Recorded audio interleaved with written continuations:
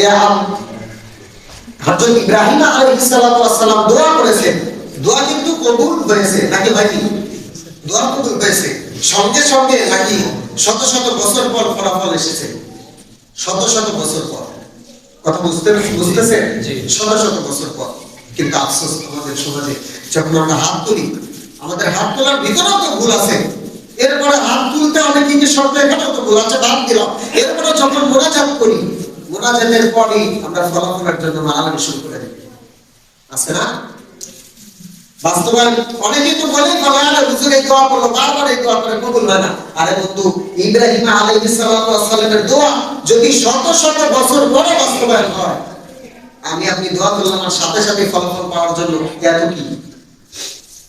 তবে আসেন দোয়ার ব্যাপারে আমরা কয়েকটা বিষয় আমরা লক্ষ্য করব। দোয়া, মুমিন যখন দোয়া করে এই দোয়াটা মিথ্যা যায় না। কি যায় না?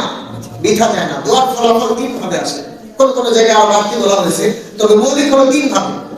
প্রথমত, যখন যে বান্দা যা চায় আল্লাহ তাআলা সঙ্গে সঙ্গে কবুল করে নেন, সুবহানাল্লাহ। এটা হলো প্রথম স্তর।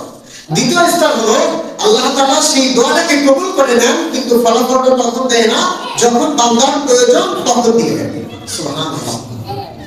আবার এই ব্যাখ্যাতে এটাও বলা হয় যে আল্লাহ তাআলার কাছে আমি চেয়েছি একটা বিষয়, যে চাইলাম আমার এখন এই জিনিসটা প্রয়োজন, কিন্তু দেখা গেল আপনি ওই জিনিসটা পাইনি, ভিন্ন আরেকটা আসলো। কিভাবে কি?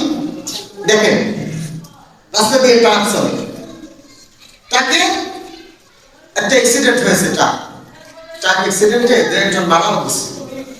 দেখা গেল আপনিও পাশ দিয়ে যেতে লাগছেন, অথবা আপনি আগেই চলে গেছেন। তখন কিন্তু আপনার প্রশ্ন আসে যে হ্যাঁ, আমার তো এমনটা হতে পারতো, না হওয়ার কিছুই। কিন্তু এই দোয়াগুলো কিভাবে ফলাফল আসে দেখেন। আপনি হয়তো কোনোদিন কোনো কারণে আল্লাহ তাআলার কাছে চেয়েছেন, আল্লাহ তাআলা মনে করেছেন তুমি যেটা চাচ্ছ এটা না দিয়ে তোমার আগামীতে এমন কোনো বিপদ আছে সেটা যদি মুক্ত করে দেয় সবচেয়ে ভালো হবে, সুবহানাল্লাহ। এই কারণে হয়তো এমন হয় যে দোয়া আমি যেটা চেয়েছি সেটা পেনি, কিন্তু আমার ভিতরে এমন কোনো বাধা মুসিবত আসার ছিল সেটা আল্লাহ তাআলা আমার এই দোয়ার বদলে দূর করে দিয়েছে, সুবহানাল্লাহ। তাহলে নিরাশা হওয়া যাবে? নিরাশার কোনো আশা নেই। আর আরেকটা হলো যে আমার দোয়া সরাসরি কবুল হয়নি, আমার দোয়ার মাধ্যমে কোনো বিপদও কেটে যায়নি। এবার কিন্তু আপনার প্রশ্ন আছে, তাহলে কি হলো আমার দোয়া? এবার আসুন, নবীজি সাল্লাল্লাহু আলাইহি সাল্লাম তো হাদিসে বলে গিয়েছেন যে কিছু মানুষ কিয়ামতের দিন আফসোস করবে, আল্লাহ আমার দোয়ার ফলাফলগুলো দুনিয়াতে কেন দেওয়া হলো? কিয়ামতের দিন এমন অনেক হবে যে সব কিছু হয়েছে, গুনাহ আমার অনেক কিছু, অনেক বেশি, কিন্তু সামান্য ছোট্ট ছোট্ট আমলের কারণে বান্দা জান্নাতে চলে যাবে, সুবহানাল্লাহ। তখন জিজ্ঞাসা করা হবে, আল্লাহ আমার তো অনেক অপরাধ ছিল,